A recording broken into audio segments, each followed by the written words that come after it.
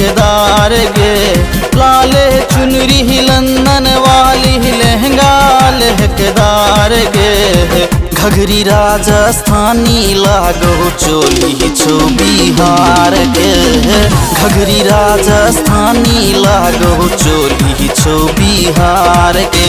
हो लाल चुनरी लंदन वाली लहंगा लहकेदार गे। लाल चुनरी लंदन वाली लहंगा लहकेदार गे। घघरी राजस्थानी लागो चोली छो बिहार गे।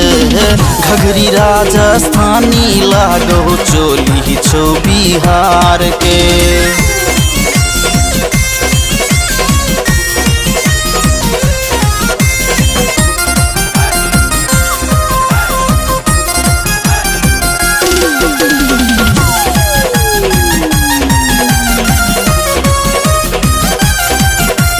खोपा में जूही लगौने अच्छा गोरिया, पैर में जूती पटना के। अंग्रेजक तू चाल चलै छ बूझत के एही घटना के। खोपा में जूही लगौने अच्छा गोरिया, पैर में जूती पटना के। अंग्रेजक तू चाल चलै छ बूझत के एही घटना के। बिंदी तोहर चम चम चमकौ पायल चमकदार गे। बिंदी तोहर चम चम चमकौ पायल चमकदार गे। घघरी राजस्थानी लागो चोली छो बिहार गे। घघरी राजस्थानी लागो चोली छो बिहार गे।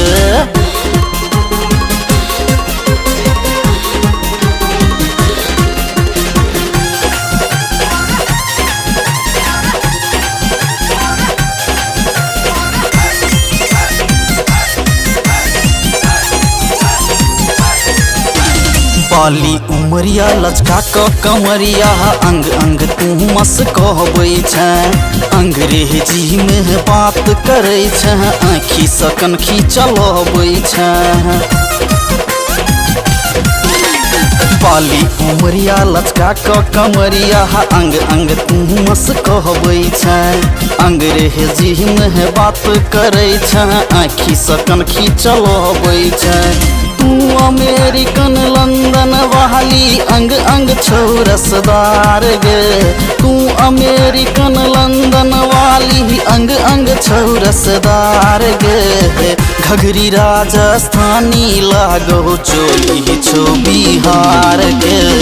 घघरी राजस्थानी लागो चोली छो बिहार गे।